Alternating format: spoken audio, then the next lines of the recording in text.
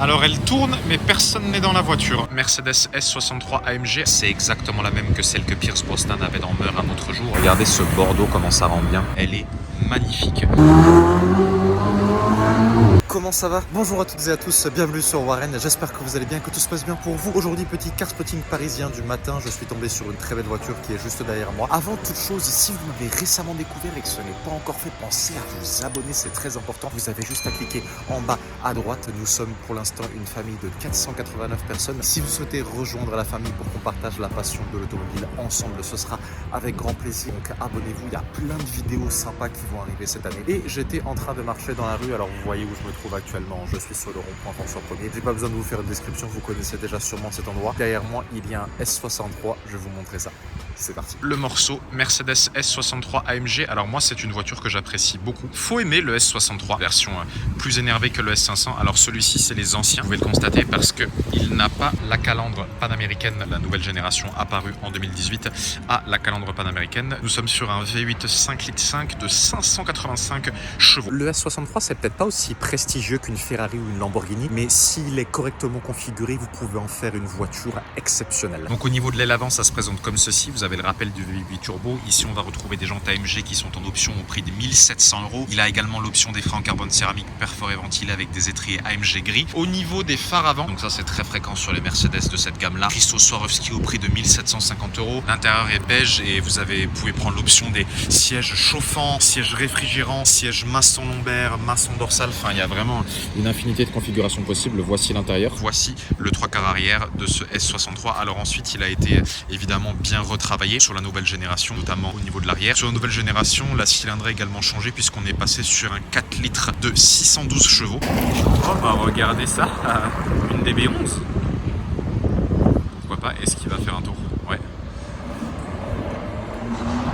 Au vu du bruit qu'elle faisait, je pense que c'était un V12. L'arrière, ça se présente comme ceci. Donc vous avez les 4 pots factices, 2 de chaque côté. S63 à gauche, AMG à droite. Les lignes, franchement, de cette voiture, on aime ou on n'aime pas, mais moi j'adore. Si quelqu'un possède un S63 ou que vous connaissez quelqu'un qui en possède un, n'hésitez pas à me contacter pour éventuellement qu'on essaye d'organiser un rendez-vous. Ce sera avec plaisir. J'enchaîne ensuite sur cette Continental GT Super Sport phase 1. Donc c'est quand même une voiture qui a 11 ans cette année, 2010-2021. Et ça a presque pas pris de ride. Bah pas une ride, hein, on va dire les choses franchement. Celle-ci est en parfait état, pas un pet de carrosserie, rien du tout. Sur cette génération-là, on va être sur un W12 de 630 chevaux, pas 635 mais 630 et 800 Nm de couple, sachant que les Continental GT phase 2, pour celles qui sont en W12, sont passées à 635 chevaux, mais là on est en 2010, donc puissance légèrement moins élevée. Ce qui la différencie d'une Continental GT classique de l'époque, c'est-à-dire d'une Continental GT phase 1, ça va être bien évidemment les deux entrées d'air comme ceci au niveau du capot. Les jantes également, on va retrouver des toutes nouvelles jantes de 20 pouces, celles-ci sont noires avec des étriers noirs et des carbones céramiques. Les ailettes arrière comme ceci qui sont élargies de 5 cm supplémentaires par rapport à la Continental GT phase 1 de l'époque. Les premières Continental GT, les toutes premières, sont sorties en 2003. Celle-ci n'est arrivée que 7 ans plus tard, la Continental GT Super Sport phase 1. Voici l'intérieur de la Bentley. Ah tiens, j'avais pas vu, elle a les centraux de siège en Alcantara sur piqué rouge, latéraux de siège en cuir. Voici comment ça se présente, volant noir avec... Ah par contre, il y a des détails carbone là au niveau de la console. Bon, et bien les surprises du jour continuent. Après le S63, la Continental Super Sport phase 1, on a ce Lamborghini Urus. Dites-moi ce que vous pensez de cette configuration. Donc la couleur, c'est un Grigio Nimbus. Je commence à connaître les couleurs par cœur chez Lamborghini. Avec les jantes TGT comme ceci, je sais pas vraiment trop comment ça se prononce. TAIGET. Jantes de 23 pouces avec des carbones céramiques, étriers 10 pistons. C'est les étriers les plus grands jamais conçus sur une automobile. Celui-ci a tout le pack carbone. Donc vous savez en quoi ça consiste, un bas de caisse en carbone, la moitié des rétroviseurs en carbone, les rétros sont vraiment énormes. Au niveau de l'arrière, vous allez retrouver le béquet en carbone comme ceci, ça aussi c'est une option, et le Lamborghini est posé sur du plaqué carbone. Tout le diffuseur est en carbone, donc la configuration est sympa, hein, dommage qu'il soit un petit peu sale. Voici l'avant, donc on a le rappel du logo Lamborghini, ça ne change pas. Quand même, c'est vraiment joli, je pensais pas que le pack carbone comprenait autant de... Là on a les radars avant ici, mais je pensais pas que le pack carbone comprenait autant de carbone que ça. C'est vraiment un bon choix. Regardez l'avant. très intéressant. Voici ce que ça donne côté conducteur. Regardez ce bordeaux, comment ça rend bien. Waouh. Autour du contour, c'est également en carbone. Donc il y a du cuir rouge bordeaux au niveau des sièges. Autour des boutons de la console centrale, on va retrouver du carbone et également comme ceci au niveau des sorties d'air de la climatisation. Le Lamborghini est plaqué sur du rouge bordeaux avec de l'aluminium également. Les intérieurs des Urus, ce sont pour moi les plus beaux intérieurs Lamborghini. Regardez les bandes de cette 488.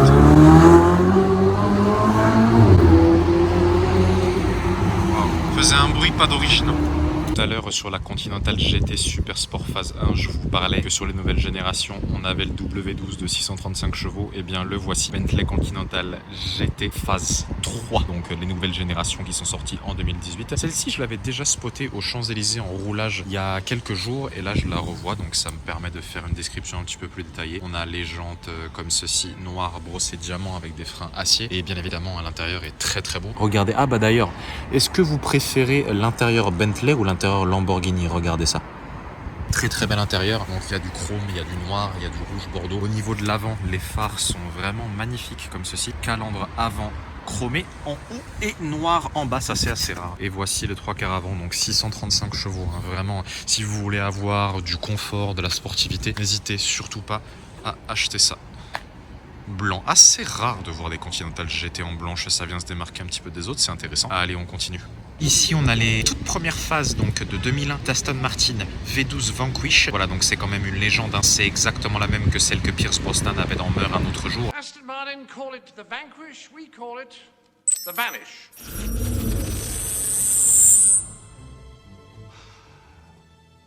Oh, very good. C'est quand même un V12 5 litres 9 de 460 chevaux, très belle d'une couleur grise. Vous pouvez la reconnaître comme ceci. Donc il y a eu les premières phases comme ceci en Vanquish normal. Il y a eu ensuite les Vanquish S. Voilà à quoi ressemblaient les jantes à l'époque, donc 2001-2021. C'est quand même une voiture qui a 20 ans cette année. Elle a des freins acier perforés ventilés avec des étriers gris. On a sa tailette avant qui a ensuite été énormément reprise sur les Aston Martin.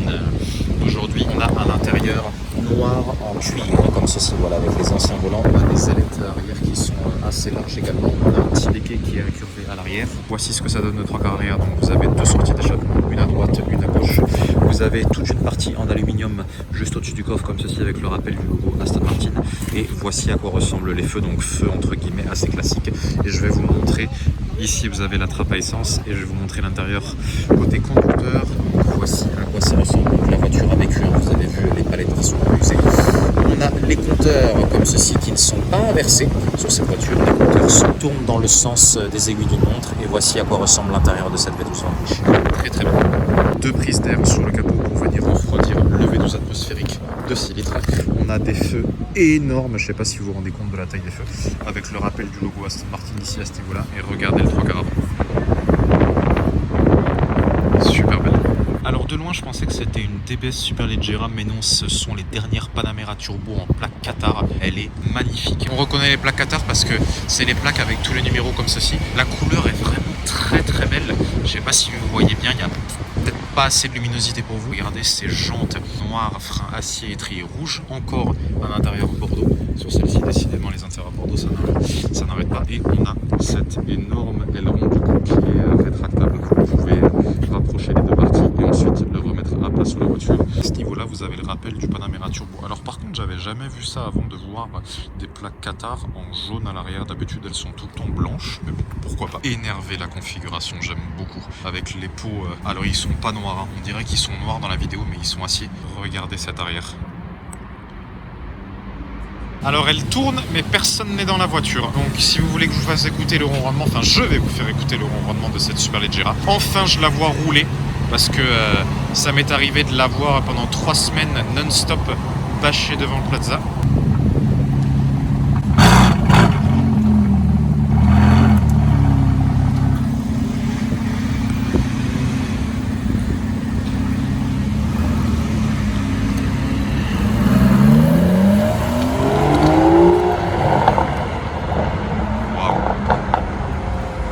Aston les gars, Aston.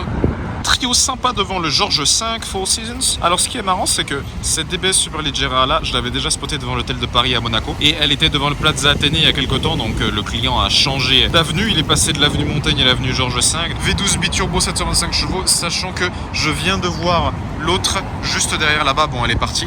Et ça nous fait donc 2 Superleggera dans la journée. Première ici, donc full black, calandre noir, comme ceci, 75. Un client qu'on connaît très très bien. Je la vois tout le temps pour les nouveaux. Donc je m'attarde pas dessus. Ici, BMW X7 blanc. Quoi de plus moche que ça, franchement, j'aime pas du tout. Et la Vanquish ici. Ça, par contre, c'est beau, que j'avais déjà filmé à plusieurs reprises. Mais pour les nouveaux, la voici. Aston Martin Vanquish, donc de 2e génération. La configuration est sublime. Grise, mat, avec tout le pack carbone. Donc le diffuseur avant en carbone comme ceci. Sous le capot se cache le V12 atmosphérique de 6 litres et ses 573 chevaux. Les jantes magnifiques comme ceci avec des carbones céramiques étriés noirs. Les ailettes en carbone comme ceci. Le bas de caisse en carbone. Rétroviseur et support de rétroviseur en carbone. Avec un intérieur noir, cuir comme ceci. Quelques petits détails d'Alcantara. Ici l'aileron intégré. L'air arrive ici et ressort en dessous. Voici la gueule que ça a. Rappel du Aston Martin et du Vanquish à l'arrière. Et on a tout un diffuseur qui est en carbone. Sachant que la particularité de diffuseur des Vanquish, vous le savez, c'est que à ce niveau-là, ici, c'est là où le diffuseur commence et ensuite il vient longer tout l'arrière de la voiture. C'est un des plus longs diffuseurs jamais créés sur l'automobile. Voici. Voilà, c'est terminé pour aujourd'hui. J'espère que la vidéo vous a plu. C'était une vidéo assez courte parce que j'avais besoin de vous montrer ce contenu. Je suis actuellement en préparation d'une très grosse vidéo qui va arriver mardi. En attendant, je vous mets ici 2 vidéos que vous pourrez contempler de mes anciennes vidéos, bien évidemment, qui font partie des meilleures. Pour ceux qui me suivent sur Instagram, vous savez que la vidéo de mardi portera sur le rassemblement de la place Vauban. Bon, voilà, comme ça, je le dis, de toute façon, il n'y a pas vraiment de secret. Vous savez où j'étais ce dimanche matin. Très grosse vidéo qui arrive mardi. N'oubliez pas de vous abonner, c'est très important. Je vous affiche mon Instagram. Prenez soin de vous, la famille, et je vous dis à très bientôt. Ciao, ciao.